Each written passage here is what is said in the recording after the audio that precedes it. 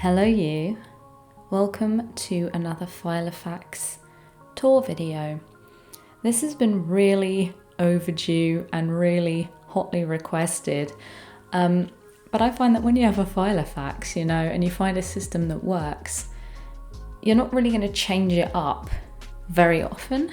So I try and keep these updates to twice a year, usually once when I'm assembling the Filofax and giving you a tour around all the new systems I've implemented, and usually at the halfway mark of the year when I've actually got a little bit of lived experience in the system I'm currently using and some interesting things to share. So with that, shall I take you on a tour of my Finsbury Filofax?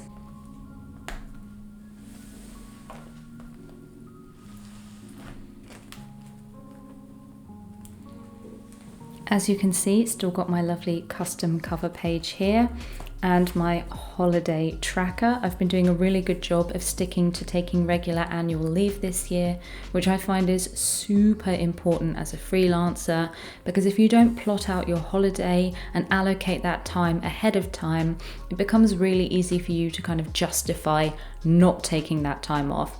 And when I have it plotted out like this, it means I can make concrete plans and then start to notify clients ahead of time so that I actually take that time off. So this system's been working really well for me. Now my monthly overview. I've actually started using these little clips to make sure that I can just easily turn to the month in question. But as you'll see, I'm not sure the system is much updated since before, but we have our little section for our monthly tarot card down here, a section for my monthly mastermind meetings here so that I can keep all my notes in one place. This is for my to-do list, and then this is the overview of the month right here with a section for important dates, and I hardly ever use that section. I also like to track which books I've read this month and what the moon of the month will be. So in June it was the strong sun moon, in May it was the flower moon, April it was the pink moon, etc. And just what we can expect from, what are the characteristics of that moon if we were to do a ritual or celebrate.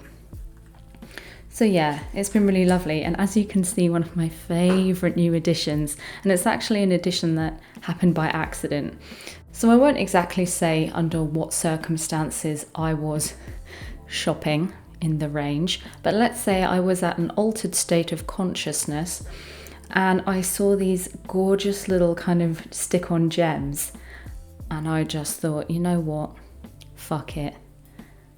Let's get some gems. So this is me just getting a bit funky with my stick-on gems. When did I get them? I guess I first got them in April, because this is when we first start to see the appearance of the gems. As you can see, I got some heart stickers as well, so I started to use them to embellish the spreads. I've been having a lot of fun with my stick-on gems, or I don't regret it. Yeah, it was an impulse purchase, don't regret it, and I will continue to do this because it's just really cute and really fun. Oh, there's another one, and another one, and another one. Yeah, I love a lovely gem. One thing I will say is that these monthly dashboard layouts require a lot of customization to get them how I want. So for perspective, like I haven't done the August one yet. This is what the page looks like. So in order to get this how I want it, I have to block out all of this top section here, the majority of this section, and all of this section. I don't use this, I don't use this. And so that's led me to think, well, maybe actually for 2025, would it be worth exploring a new monthly dashboard layout? So stay tuned to the channel, because I've got something up my sleeve that we can do, and I'm kind of going to do a kind of design with me, buy with me session where we go shopping for new inserts together. And I've kind of seen some that I think I like. So we'll have a look at that, because I do enjoy sitting down to customize these. It's kind of like a lovely little crafting session for me, and it helps me get my head into the month and kind of feel like I've got my shit together and my ducks in a row when I sit down to kind of customize those. So I do quite like it, but I'm looking for a system where I don't quite have to do so much of it. So yeah, that's the dashboards. That's what's up with that. Pretty much all the same layout, only I'm getting a little bit fatigued with the level of customization required. In terms of months, I'm just kind of keeping it very simple. So you'll notice that I've started using this section up here for my notes and kind of making it stand out by using those little highlighters and stuff, highlighting the week that we're on. I've stopped color coding the days because that was a little bit too much work for me. So yeah, this is where we're currently at. Pretty straightforward. And I'm still using highlighter to color code all my appointments so I know what type of a thing I am doing. And I'm also structuring the appointments by time slot almost. So if it was 9, it would be up here. If it's evening, it's down here. So I can kind of see as I run down the page at what time the appointment will be. I just like to do that. Visually, it helps me jump into the moment and orientate myself quickly. The next big change to note, ironically, are the notes. So as I mentioned at the start of the year, I've got my wins card here. I also have now designed my own reading list. So if you remember my video from the start of the year, I'd actually printed inserts from Passion Planner that I got as a freebie when I purchased a Passion Planner for somebody as a Christmas present. And the layout was so cramped and chaotic, it just wasn't for me. It looked like a mess. I couldn't bear it. So I just used the standard note paper to make my own. So what you'll notice is I've got the title here highlighted and the author just underneath it, so I'm not having to cramp everything in. So we've got title and author here, and a fun little kind of code here for how I read that book. So A is Audible, K is Kindle, and B is book. I don't know why, I just like to keep track of where and how I read them in case I want to go back to them and I need to find them. Where will I be looking? And so that's how I've been doing that. And it just feels a lot cleaner, a lot neater. And it's really easy for me to see the title of the book because that is what is highlighted here. So yeah, that's really cute. I like to keep a big list here as well as having on my monthly dashboard what I read, because if I have it here, I can see what I read in that month. And if I have it here, I can see what I read overall. So that's a change that I made and I really like it. I like it a lot. It's easy to update, it's clear to read, it's perfect. Another thing I updated was swapping my goal tracker inserts for another one that I've just made myself basically. So I took just a couple of the top line goals for the year, and what I'm doing is I'm actually filling out the section underneath all of the ways in which I have fulfilled that goal, because I find that it's not just a straight line. Usually the goals that I'm setting are a lot more nebulous, like be more creative, for example. And these are all the ways that I am currently and have fulfilled that. Take proper rest. Well, what does that mean? It looks like a lot of different things, right? So I've listed them all out here, and I just find that this is a lot nicer. The other one was incredibly comprehensive, which is great. You know, how are you going to get there? When are you going to get there by?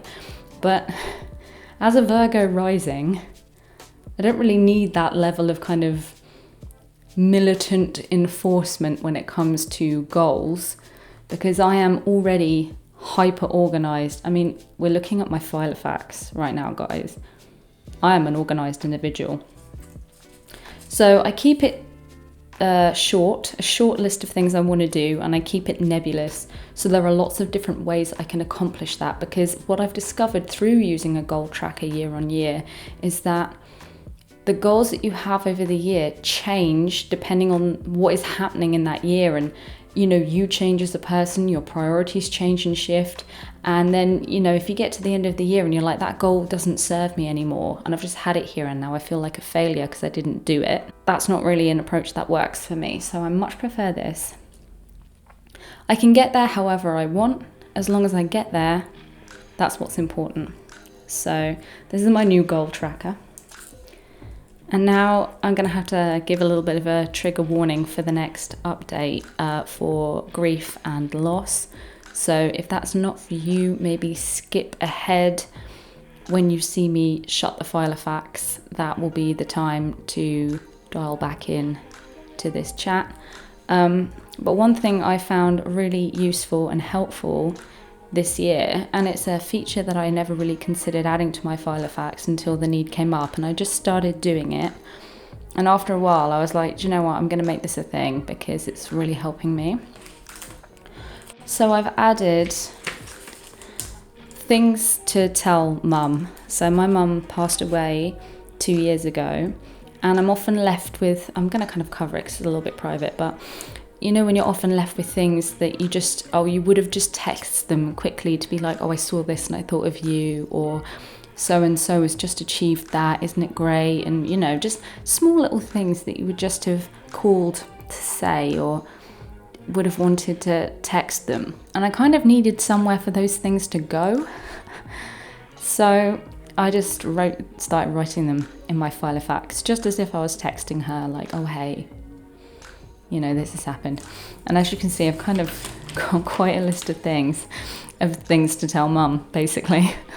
But yeah, I found it really helpful because without a place to put those things, they just rattle around in your heart and cause bruises.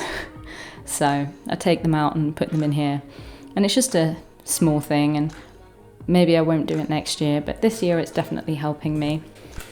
In terms of my finance inserts, still using those as planned, loving them, would buy again, will buy again, and that's that on that. So another little thing that I've started doing this year is jotting down everything that I have to do in a day or have done in a day. And I was doing this before I was given this book. I was just using a small little notebook to do it in. But my dad bought me this for Christmas. He buys me the calendar, the wall hanging calendar every year. And last year he also bought me the date book. So I got this book and I was like, oh, how will I use this? Because I have my Filofax and I'm perfectly happy with that. And so what I started doing, I just started listing out the tasks to do that day. Now I already have a Trello board that I use to pipeline my upcoming work, but that is specifically work tasks. Tasks as in assignments. So all of my time-consuming assignments are on my Trello board. I can move them around, I can pipeline them. That is how I prefer to work. This is everything I would do in a day. This is inbox, socials, morning pages, weekly wins, meetings. Any task I've done in a day or plan to do gets listed out here. And I like to keep it in pencil so that I can move my day around. But just the act of listing it and ticking it off helps me see how much I've actually achieved in the week and what I've actually done, where my time has gone. And I'm able to tick these off and really feel like I've made progress. And I've actually enjoyed this system so much that I'm thinking of integrating it into my Filofax for 2025. And I have found a way to do this that is very pleasing to me. I'm very excited about it. But if you want to find out what it is, you're gonna have to wait for the next video where we go shopping for our Filofax inserts, because it's a little bit more involved than you might expect. So if you're interested in learning what my new system is going to be, make sure you hit the notification bell on this video and subscribe, or at least stay dialed into me on social media so that you can find out what I'm up to, because it's going to be a really fun video. I'm really excited about it. I've never done anything like it before, and if you're into this kind of content, I think you're really going to enjoy it. So stay tuned. I'm either going to have it come out next month or the month after, but probably next month because I'm really impatient for it. Okay, so that brings us up to speed. Not really a lot to update you on for this year anyway, but there's going to be some really exciting changes happening for next year's Filofax. So make sure you stay dialed in because we're going to be getting all of our bits together and we're going to be creating the new Filofax by the end of this year to use next year. So I'm kind of looking forward to it because I've been using this same system for a while and I'm very aware of the things that aren't quite working for me. And as a Filofax user, it's so helpful if you want to keep getting value and use out of your diary to be aware of what's not working and keep upgrading and changing and finding ways to kind of adapt the system so that it suits your needs. Otherwise, you've just spent a hell of a lot of money on a diary that you're never going to use. So yeah, thanks for tuning in. This has been really fun to do. I don't get to do these very often, so I've really enjoyed it. I hope you've enjoyed it too. Leave me a comment, let me know what you think, and I'll catch you in the next one. Cheers.